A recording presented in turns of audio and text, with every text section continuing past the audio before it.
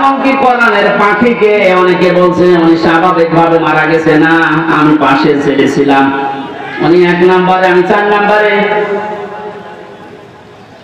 আল্লামার সাথে আমার একদিন দেখা হয়েছিল মাত্র 10 মিনিটের জন্য। উনি এমনি মারা যায়নি, ওনাকে মেরে ফেলা হয়েছে। তার বাস্তব তোমার মুখের হাসিটা।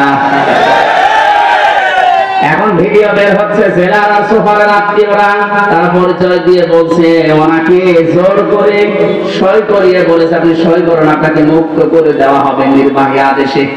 এই কথা বলে বের করে নিয়ে গেছে। উনি তো খুশি আনন্দ যান পরিবারের কাছে ফিরে যাচ্ছে। কিন্তু শয়তান যারা আছে, শয়তানি করে, ষড়যন্ত্র করে, যাকে দায়িত্ব দিয়েছিল মোস্তফা জামান একলাঙ্গার, এই যে কি জিনিস এখন আমরা টের পাচ্ছি, কার তৈরি করা এখন আপনি দেখতে পাচ্ছেন।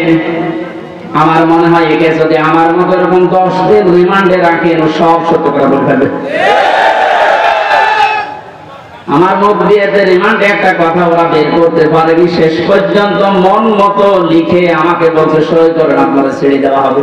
আমি তো রিমান্ডে বসতাম না যে 164 কি মানে কারণ ছেড়ে যখন দেওয়া হবে এখন দেখি সব আমার বিপক্ষে দিচ্ছে। আমি নাকি দেশের বিরুদ্ধে কথা বলতাম, যতগুলো বক্তব্য দিয়েছি দেশের ভালোবাসার পক্ষে দিয়েছি, কারণ দেশকে ভালোবাসা এটা ইমানের অঙ্গ। আরে মানুষগুলো এটা আমাকে বলে কয়ে নিয়েছে যে বলেন আপনি যে আপনাকে এদেশের কিছু মানুষ টাকা পয়সা দিয়ে ব্যবহার করে যে আপনি দেশের বিরুদ্ধে, এই সরকারের বিরুদ্ধে, তাহলে আমাকে ছেড়ে দেব। শেষ পর্যন্ত বলতে রাজি যখন হলাম না, 11 ঘন্টা আমার টাঙিয়ে রেখেছিল কালো কাপড় দিয়ে চোখ বেঁধে। নিজেরা বলা করতো হুজুর আপনি নির্দোষ আমরা জানি, কিন্তু আপনাকে কথা বলা লাগবে। পেছনে হাত হ্যান্ডকাপ দিয়ে বেঁধে, কালো কাপড় দিয়ে চোখ বেঁধে 11 ঘন্টা এক জায়গা মানে নামাজও পড়তে দেয়নি। 4 ওয়াক্ত জোহর আসর মাগরিব এশা সব ইশারায় করেছি। এখন নামাজ পড়ছি কোন সময় তাও জানি, কারণ মাটি দিছে তো। সর্বশেষ যখন বললাম না এত বড় মিথ্যা কথা আমি বলতে পারবো না, আকিস গ্রুপে আমি চাকরি করতাম, ওনাদের বিরুদ্ধে হাজার হাজার কথা লিখতে বলেছেন, একটাও পারবো না, কারণ ওনারা এরকম না। শেষে আমার বলছে যদি আপনি আজকে সন্ধ্যার ভেতরে এগুলো স্বীকার না করেন, না বলে তাহলে আপনার বউ তুলে নিয়ে আনবো। কি চরিত্র দেখিস। আর এখন অনেক সুর বলছে অনেকে যে এদের মাফ করে দাও। এই জালেমদের মাফ করা মানে মাসুমের উপরে অভিশাপ করা।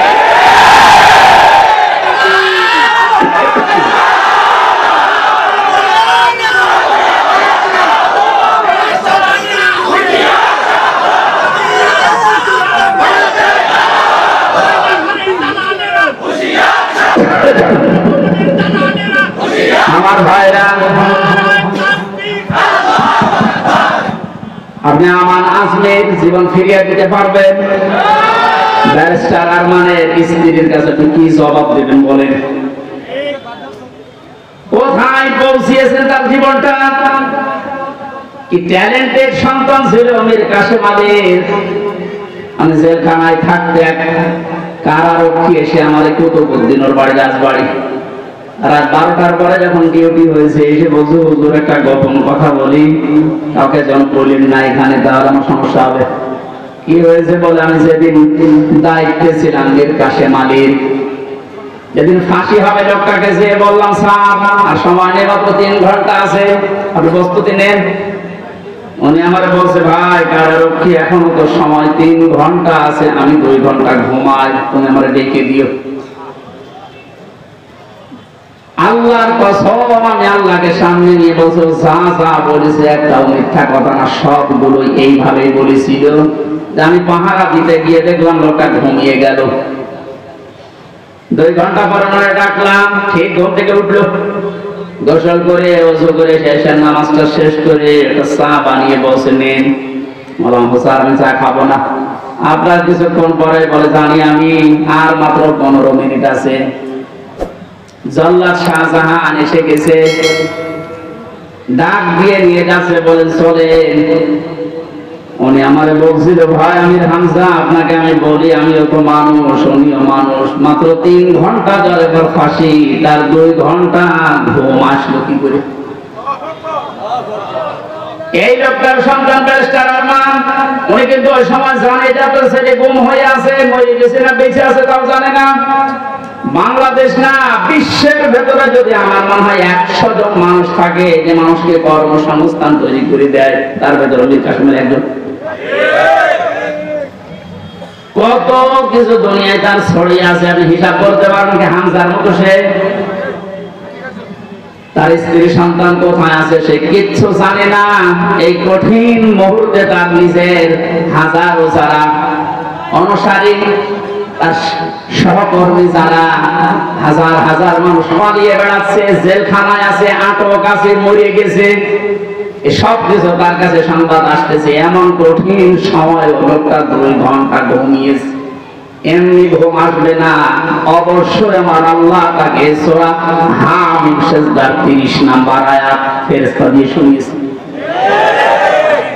কোরআনে কারীম জানিয়েছে, ইন্নাল্লাযীনা ক্বালু রাব্বুনাল্লাহু সুম্মা ইসতাকামু তাতানাজ্জালু আলাইহিমুল মালাঈকা আল্লা তাখাফু ওয়া লা তাহজানু ওয়া আবশিরু বিল জান্নাতিল্লাতী কুনতুম তুআদুন। আল্লাহ পাক বলেন, যারা এই কথা বলে যে আল্লাহ তুমি আমাদের রব, আমি ঠিকই আছি এই কথার উপরে, আল্লাহর সঙ্গে সঙ্গে তার বিপদে আপদে পড়লে ফেরেশতা নাজিল করবে। এই জন্য তাতানাজ্জালু দিয়েছেন আল্লাহ, 1 জন 2 জন পাঠায় না, মালায়েকা বহু বছর হাজারো ফেরেশতা তার জন্য আল্লাহ পাঠিয়ে সান্ত্বনা দেয়। আল্লাহ তাখাফু ওয়া লা তাহজানু, কোনো ভয় নেই, কোনো চিন্তা নেই। ওই জান্নাতের সুসংবাদ গ্রহণ করো, আল্লাযী কুনতুম তুআদুন, যার ওয়াদা আল্লাহ করেছে। আমার মনে হয় ঠিক মীর কাসেম আলী শহীদ উনি আল্লাহর ফেরেশতাদের দ্বারা শুনতে পেয়েছিলেন, সন্তান ব্যারিস্টার আরমানের জন্য চিন্তা নেই, হাজার হাজার সহকর্মীর জন্য চিন্তা নেই, ওগুলো আল্লাহ সব দেখবে, তুমি জান্নাতে প্রবেশ করো। তাছাড়া কি করে ঘুম এসেছে আমার তো বিশ্বাস হয় না। আমিও তো ছিলাম, আমার তো ঘুমাতো না, রাতের পরে রাত আমি বিনা ঘুমে কাটিয়েছি। ঘুম আসে না, কি করবো? 2-3টা ঘুমের পরে খেয়েও ঘুম আসে না। অথচ লোকটার 2 ঘন্টা 2.5 ঘন্টা পরে ফাঁসি, আর বলছে আমি 2 ঘন্টা ঘুমিয়ে নেই। আপনি কি চাঁদা মনে করেন এটা? এই লোকটার সন্তান ব্যারিস্টার আরমান 8টা বছর তার স্ত্রী জানতো না যে লোকটা বেঁচে আছে না মারা গেছে। গতকালকে তিনি একটা ভিডিওতে বলছিল, আমি আমার পরিবারের আশা ছেড়ে দিয়েছিলাম, কারণ খাবার দিত পচা খাবার, অধিকাংশ সময় আমার রোজা রেখে কাটানো লাগতো। এই 8 বছরে আমার মনে হয় সে প্রায় 8 বছরই রোজা ছিল।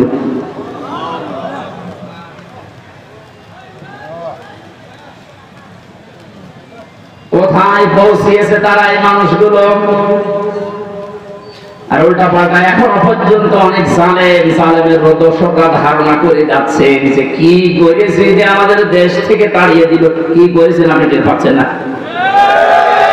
আপনি যদি কিছু না করেন, আপনার শুধু আইনা ঘরের কারণে ফাঁসি হওয়া দরকার।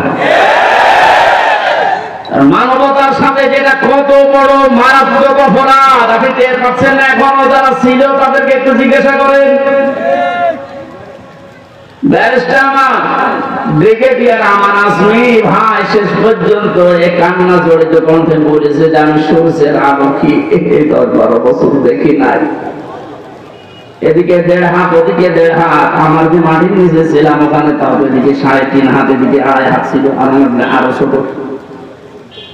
এরপর জালেমদের পক্ষে আপনি সাফাই গান, জালেমদের পক্ষে কথা বলেন। আপনি মানুষ, আপনারও বিবেক মরে গেছে।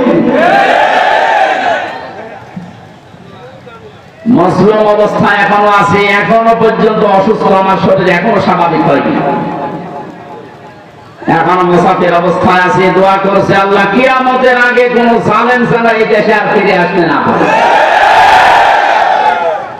আমরা যারা আছি এই দেশে এখন আমাদের আলেমদের উচিত হবে নবীরা রাসূলরা তাদের যে পরিচয়গুলো আল্লাহ তুলে ধরেছিলেন, নবীর কাজ কি, রাসূলের কাজ কি, এই পরিচয়গুলো আমরা এখন জনগণের সামনে তুলে ধরবো। তাদের কর্মসূচি 6টা। কয়টা? তারা হালাল করতো পবিত্র জিনিস। আজ বাংলাদেশে হালাল করা লাগবে পবিত্র জিনিসগুলো, আর হারাম করতো তারা অবৈধ জিনিসগুলো। বাংলাদেশে এখন প্রত্যেকটা সেক্টরে এখনো পর্যন্ত হারাম জিনিস জিয়ে রাখা হয়েছে। এদিকে তাকান, যারা দায়িত্বে আছেন অন্তর্বর্তীকালীন সরকার থেকে শুরু করে যারা এখন দায়িত্বে আছেন, এই মুহূর্তে আপনাদের সিদ্ধান্ত নেওয়া লাগবে এই জালেমদের সহযোগী যতগুলো ছিল প্রত্যেককেই ইমিডিয়েটলি এখনই ওদেরকে বহিষ্কার করা লাগবে। এটা সংস্কার যেহেতু চলছে, নবীদের কর্মসূচি 6টা ছিল, তার দ্বিতীয় নম্বর এটা হালালকে হালাল বলে বৈধ জায়গায় দিয়ে দেন। এই 17 বছর যারা বৈধ চাকরিতে উন্নতি পায়নি তাদের কাছে উন্নতির ওই জায়গায় দেওয়া লাগবে, আর যারা অবৈধ ভাবে আন্দাজে চেয়ারের পর চেয়ার পেয়েছে তাদেরকে নিচে নামানো লাগবে।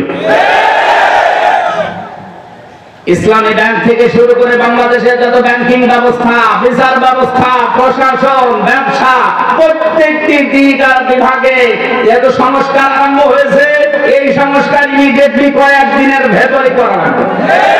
এখনো পর্যন্ত এই হারাম খোর যারা, এদের অভ্যাস এখনো যাবে না। বলেন না হুজুর দোয়া করে, নূহ নবীর চাইতে আমি বড় হয়ে গেছি। নূহ নবী দোয়া করেছিলেন না? কি বলেছিলেন? লা তাযার আলাল আরদি মিনাল কাফিরিনা দাজ্জারা ইন্নাকা ইন তাযারহুম ইয়াযিল্লু ইবাদাকা ওয়া লা ইয়ালিদু ইল্লা ফাতিরান কাফারা। আল্লাহ বহু চেষ্টা করেছে এদের পেছনে, 9.5 বছর দাওয়াত দিয়েছি। এদের যে চরিত্র, এদের আন্ডা বাচ্চা পর্যন্ত যেন জমিনে একটাও না থাকে, কারণ যেটা থাকবে ওর পেট থেকে যেটা আসবে ওইটা হবে হারাম। এজন্য জুলুমের পুনরাবৃত্তি আমরা আর দেখতে চাই না। এটা মারাত্মক একটা অপরাধ, সবচাইতে বড় অপরাধ এই গুম। এটা মানুষকে আপনি মেরে ফেলতে পারতেন, সংবাদ দিতেন যে লোকটা মারা গেছে। আমার ভাইয়ের সন্তানের সাথে নাটোরে যা করেছে, আপনি কি জবাব দেবেন বলেন তো? মেয়ে লোকটাকে ঘরের ভেতরে আপনি আটকিয়ে রাখলেন, পরের দিন জানতে পেরেছে জনগণ, এটাও মোবাইল ট্যাগ করে অমুক জায়গায় মরে পড়ে আছে। আল্লাহর কাছে আর দিলাওয়ারের কাছে বলেন, আপনার ছেলেটা যদি হইতো আপনি টের পেতেন। আমি একটু টের পেয়েছি, তাই আমার মুখ দিয়ে বড় চলে আসছে। আমার মেয়েটা আমার আজ পর্যন্ত চেনে না। 3টা বছর আমার যোগাযোগ বিচ্ছিন্ন রেখে দিয়েছিল শয়তান। পরে আমি 8-9 মাস রেখে গিয়েছিলাম, এখনো তো বয়স 4 বছর। আমার এখনো পর্যন্ত আমার কাছেও আসে না, আমার ডাকেও না, আমার কাছে আসে না। কারণ মনে করো বিভিন্ন হুজুর আসতো, ওই রকম একজন হুজুর। আমি জেলখানা থেকে যেদিন বের হয়ে বাড়িতে গেলাম, আমার বলল হুজুর আমাদের বাড়ি চলো। আপনি হাসতেছেন, আমার মনের ভেতরে কত দুঃখ জানেন। আমার নিজের মেয়ে আমার চেনে না, যে জালেমদের কারণে, জুলুমের শিকার হওয়ার কারণে ওদেরকেও যেন ওদের বংশধর না আছে। মাফ করে দেন, মাপ আপনি এই জায়গায় থাকলে আপনার মুখ দিয়ে মাপ বের হতো। কিসের মাপ? সংস্কার যখন চলছে, নবীদের কর্মসূচি 6টা, এই 6টার ভেতরে 1 নম্বরে এইটা যে হালাল জিনিসকে হালাল জায়গায় নিয়ে এসে বৈধতা দান করে। সুতরাং এই মুহূর্তে বাংলাদেশের সবচাইতে বড় কাজ হবে, যারা এতদিন পর্যন্ত জুলুমের শিকার হয়ে ওই জায়গায় যেতে পারেনি, ব্যাংকিং ব্যবস্থা বলেন, বিচার ব্যবস্থা বলেন, প্রশাসন বলেন, ব্যবসা বলেন, আজ ওদেরকে ওই জায়গাগুলোয় পৌঁছিয়ে দেওয়া লাগবে। আর হারাম কাজ যেগুলো হারাম হিসাবে হারাম ঘোষণা দেওয়া লাগবে। হারাম এ দেশে নেই, কথা বলেন না কেন? বহু অবৈধ জিনিস অলরেডি বন্ধ হয়ে গেছে, সামনে আরো বন্ধ হবে ইনশাআল্লাহ। কোরআনে কারীম থেকে আবার বলছেন, আল্লাহ রাব্বুল আলামিন জানিয়েছেন, হে পৃথিবীর মানুষেরা, 3 নম্বর নবীদের কাজ ছিল সৎ কাজে আদেশ করবে, তারা অসৎ কাজে বাধা দেবে। আজ বাংলাদেশ জামাতে ইসলামীর সর্বোচ্চ দায়িত্বে যিনি আছেন ডাক্তার শফিকুর রহমানের দিকে আপনি তাকান। 4টা দিন এই লোকটার সাথে আমি এক ঘরে ছিলাম কাশিমপুর কারাগারে। এটা মানুষ বলা যায় না, আমার মনে একটা ফেরেশতা। তার যে ঈমান কোন পর্যায়ে আপনি তার সাথে না মিশলে বুঝবেন না। মনে করছেন জামাত ইসলাম, না, কিসের জামাত? সে জামাতের উঠে লোকটাকে আমি একদিন বলছি, স্যার আমি তো 3 বছর আছি, আমিও যোগাযোগ বিচ্ছিন্ন, ওইভাবে বলতে পারি না, আমার দেয় না। আমার মাওলানা মামুনুল হককে মোবাইল দিত না, অন্য সবাইকে দেয়, আমাদের দেয় না। হেফাজতের আরো যারা আলেম ছিল তাদের দিত না। ওনাকে দেওয়ার পরে দেখলাম 4 তালা দিয়েছে। দেখা করতে যে বললাম, স্যার এখানে একটা উপায় আছে, আপনি যদি অনুমতি দেন তাহলে আপনাকে কারারক্ষীদের মাধ্যমে একটা কায়দা করে মোবাইল এনে দিই, ছোট মোবাইল, আপনি কথা বলতে পারবেন চুরি করে। কি বললে? কার সাথে কথা বলবো? অথচ তার ছেলেটাও পাশের ছেলে আছে, তার ছেলেও ডাক্তার, পাশের 1-2 দিন পরেই তার ছেলে জেল খাটতেছে। কি হিন্দাল সার্কিয়া, কি শয়তানি নাম, উল্টো পাল্টা নাম দিয়ে মানুষ। তার স্ত্রী অসুস্থ হয়ে পড়ে আছে, সে যে একটু খবর নেওয়ার জন্য, না কার সাথে কথা বলবো, আমার বলছে, হামজা আমি সবাইকে, আমার দল সহ সবাইকে আমি আল্লাহর কাছে দিয়ে এসেছি। এই কঠিন মুহূর্তে এই কথা মুখ দিয়ে বের হওয়া, আপনি মনে করছেন আর কি, আপনি জায়গার মতো জানতো ওনার মুখ দিয়ে কথা বের হয় কিনা? 5 তারিখের পর থেকে এই লোকটার যে উদ্যোগ দেখতে পাচ্ছি আজ আমরা সারা বাংলাদেশ সহ, যে অ্যাক্টিভিটিস, যে কাজগুলো সরকারের আদেশ অসৎ কাজে বাধা দেওয়ার জন্য যে ভূমিকাগুলো পালন করছে, আমার মনে হয় এভাবে যদি আল্লাহ চালায়, কিছুদিনের ভেতরে ওরা আইতাম না সায়াদ খুলুনা ফি দীনিল্লাহি আফওয়াজা, এটা আমরা দেখতে পাবো। এখন অলরেডি শুরু হয়ে গেছে। আল্লাহর দ্বীনের ভেতরে মানুষ এখন দলে দলে পালে পালে প্রবেশ করছে, তাদের অন্তত বিবেক একটু জাগ্রত আছে। বহু শিক্ষিত মানুষ, আমি কথা বলি তো মাঝে মাঝে, দেখি না ওটা আর কি করব, জীবনটা নষ্ট করে ফেলেছে জালেমের কথা শুনে, বাকি জীবনটা অন্তত ইসলামের কাছে দিয়ে আখিরাতটা তৈরি করি। যেহেতু কোরআনে কারিমের ঘোষণা এইটা, হে নবী যখন আসবে আল্লাহর সাহায্য, তখন আপনি বিজয় দেখতে পাবেন, আর বিজয় আসবে দলে দলে মানুষ ইসলামে প্রবেশ করবে, এটা এখন দেখতে বাকি আছে। শুরু হয়ে গেছে অলরেডি। 20% মানুষ এই দেশে দিন কায়েম হোক এটা চাইতো, কিন্তু 5 তারিখের পর থেকে আজকে 19 তারিখ মাত্র, এই কয়েকদিনে জরিপ পেলাম, অলরেডি 35% মানুষ এই দেশে এখন চাচ্ছে যে দিন এই দেশে কায়েম হোক। এভাবে চলতে থাক, দেখবেন 51% পার হয়ে যাবে অন্তত কিছুদিনের ভেতরে। আর 51% হয়ে গেলে দেশে ইসলাম কায়েম করা কোনো দাদা ঠেকাতে পারবে না। আমরা ওইটা দেখার আশায় আছি। কথা বলেন।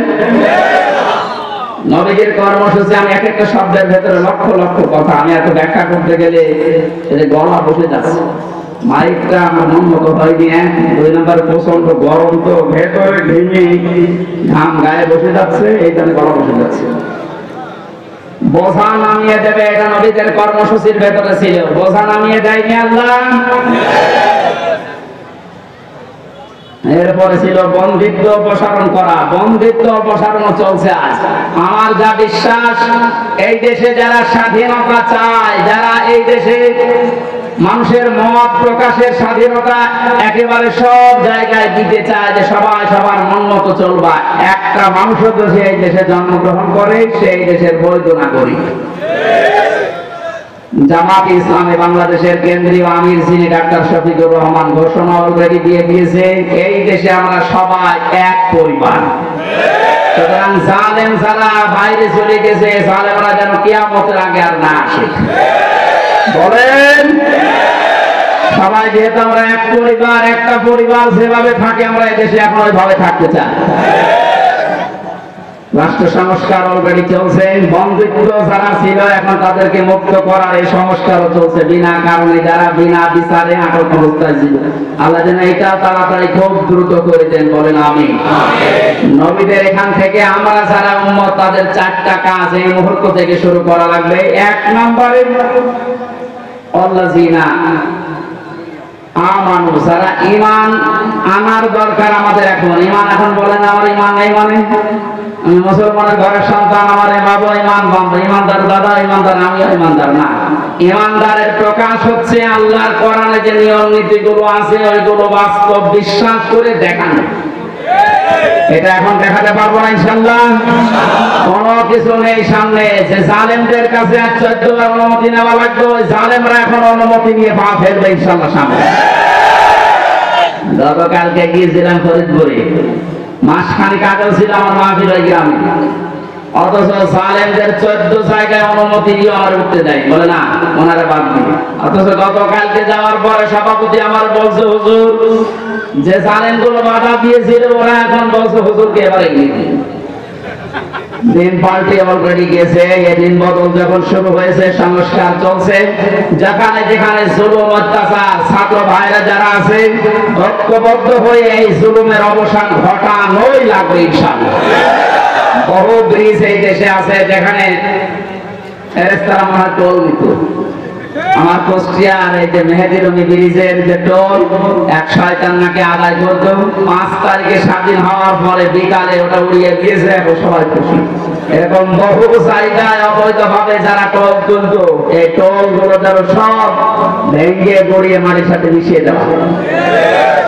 আমাদের ঈমান তাহলে 2 নম্বরে নবীদেরকে সাহায্য করা। নবী যেহেতু নেই, নবীর উত্তরাধিকারী এখন যারা, নবীর অনুসারী এখন যারা কাজকর্ম চালাচ্ছে ইসলাম এই দেশে নিয়ে আসার জন্য, তাদের সাহায্য করা আমাদের কর্মসূচির ভেতরে নিয়ে আসতে হবে। আমি এটা ভাঙিয়ে বলছি, সূরা আরাফের 157 নম্বর আয়াত আপনি বাড়ি যেয়ে তাফসীর আকার পড়েন, এইটা পাবেন। 3 নম্বরে তাদের সাহায্য দেওয়া লাগবে। সুতরাং আজ যারা এই দেশে একামতে দ্বীনের দায়িত্ব পালন করছে, আপনি তাদের সাহায্য দেন, দেখেন তাদের অ্যাক্টিভিটিস, তাদের কর্ম, তাদের চরিত্র কি, এগুলো দেখে যদি আপনার ভালো লাগে আপনি তাদের সাহায্য করেন। 4 নম্বরে তাদের সাহায্য শুধু করবেন না, এদের উপরে যে নূর আল্লাহ নাযিল করেছে নবীদের উপরে, এই নূর মানে কোরআন শরীফ, এই নূরের বাস্তবায়ন যেন হয়। এই নূর দেখে দেখে সামনে আমাদের পথ চলা লাগবে। আল্লাহ এই 13টা জিনিস আমাদের জীবনে যেন এনে দেন, বলেন আমিন।